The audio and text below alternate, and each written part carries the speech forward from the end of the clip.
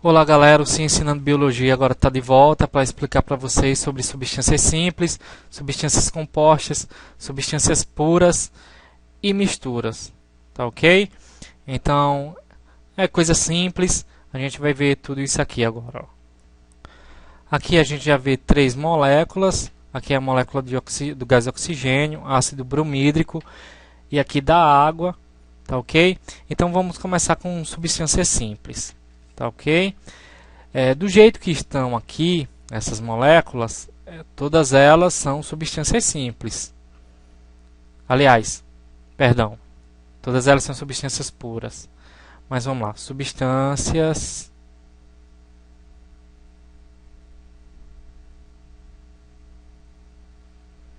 simples.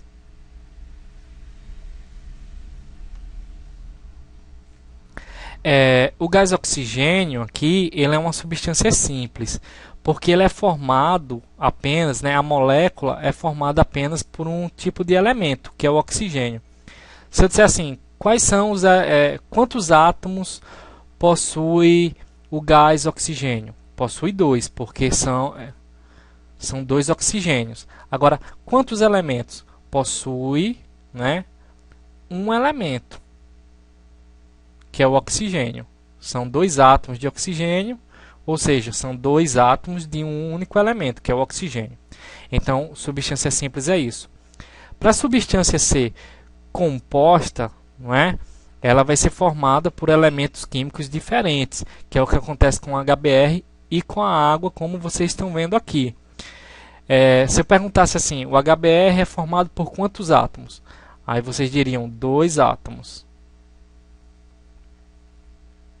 Vou colocar aqui substâncias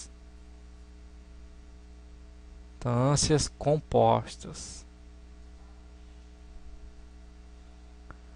Então é formado por dois átomos. Aí se eu pergunto assim, e por quantos elementos? Aqui o HBr é formado por dois elementos, que é o hidrogênio e o bromo. E a água? São formados por quantos átomos? A água é composta também, mas é formada por três átomos. Um oxigênio e dois hidrogênios. E deixa eu consertar aqui.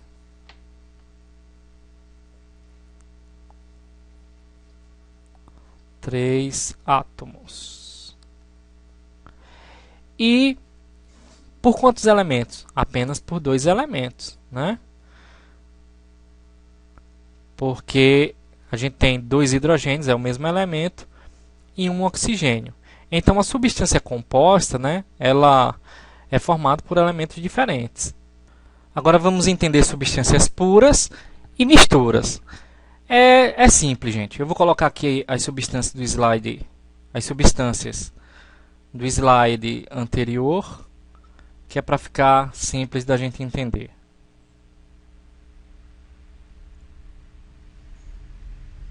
Bom, se num dado sistema, num recipiente lá, eu tiver apenas uma dessas substâncias, e aí pode ser substância, aqui só tem moléculas, mas pode ser substâncias iônicas como o NaCl ou qualquer substância que você possa imaginar. Se naquele recipiente eu só tiver um tipo de substância ali, aí no caso do O2, eu só tiver moléculas de O2, de forma que nesse sistema não tenha nenhuma molécula de outra substância, tá? Aí ali eu vou ter, apenas substâncias puras, Ou seja, aqui só tem O2. Então aqui esse recipiente apresenta substância pura, Porém, se a gente tiver um recipiente, imaginamos que esse recipiente seja o nosso planeta Terra. Aí a gente está agora lidando com o ar atmosférico.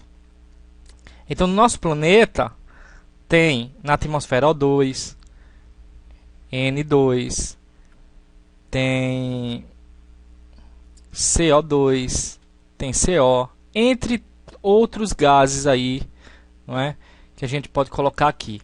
Bom, esses gases na atmosfera, cada um deles é uma substância.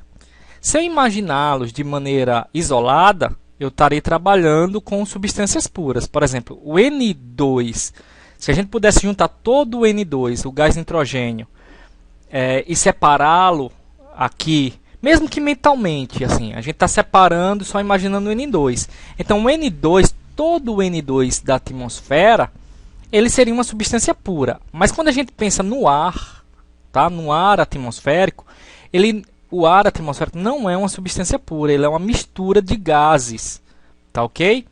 Então, por ser uma mistura de gases, e nesse caso a gente não consegue olhar para o ar e ver a substância nitrogênio diferente da substância oxigênio, gás oxigênio. E nem tampouco a gente consegue ver a diferença entre o gás oxigênio e o gás carbônico, né? No ar atmosférico. A gente não consegue reconhecer esses gases. Então aí você tem uma solução, né? Essa mistura do tipo uma solução entre gases. Aí você tem uma mistura homogênea, tá? Várias substâncias em um sistema que eu vejo como se fosse uma, né? Eu não consigo ver todas as substâncias. Então essa mistura, o ar atmosférico, ele é uma mistura homogênea. Vários gases, várias substâncias, mas eu não consigo vê-las, né? É como se fosse uma só, que a gente acaba chamando de ar atmosférico. Um detalhe: quando a gente vai assim para o interior, ou quando a gente ouve, né? Ah, vamos lá porque é bom viajar para o interior, onde tem muitas árvores, para respirar o ar puro. Esse ar puro dessa região é com relação à diminuição de gases poluentes. Lá vai ter menos gases poluentes. Porém, o ar lá não é puro. Você vai respirar CO2, você vai respirar gás nitrogênio e outros diversos gases. Tá ok? Então, mesmo nessa região onde a gente fala de ar puro, esse ar puro tem que estar entre aspas, porque ele realmente não é puro. Ele não vai apresentar apenas uma dessas moléculas, só o O2 ou só o N2. Vai apresentar todas estas. Então, ali não é ar puro. Porém, se eu tiver num sistema água e digamos que óleo, aí aqui eu tenho duas substâncias diferentes, o que caracteriza uma mistura, e eu consigo enxergar as duas substâncias ali. Então, ela não é homogênea. Essas duas substâncias não se comportam como uma substância só, né? De forma que eu vejo como se fosse uma única substância. Elas se comportam, essa mistura se comporta como duas substâncias, como elas aqui realmente são. Então, nesse caso, quando eu consigo reconhecer as substâncias na mistura, eu tenho uma mistura heterogênea.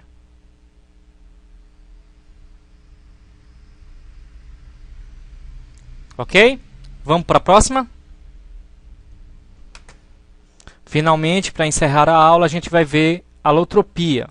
A alotropia é um fenômeno onde o mesmo elemento químico ele origina substâncias simples diferentes. Tá ok? Então, vamos colocar aqui, ó, o O2, que é o gás oxigênio, e o O3.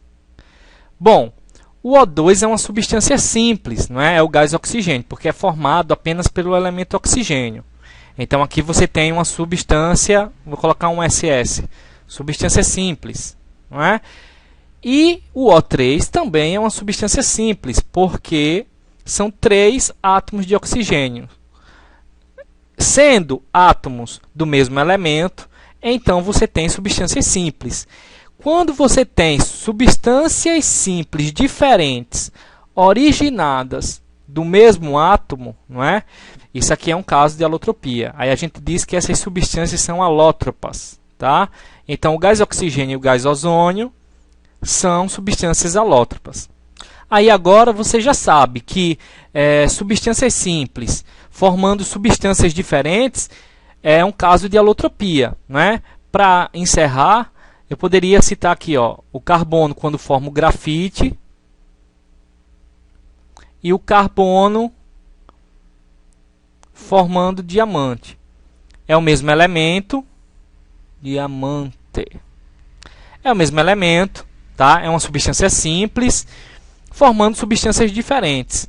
Se grafite, né? O carbono grafite e o carbono diamante, eles são substâncias alótropas. Existem muitos outros casos, mas aí eu acredito que vocês entenderam, tá?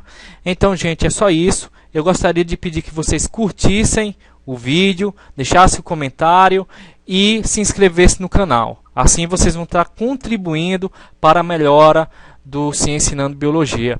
É isso aí, galera. Um grande abraço e até a próxima.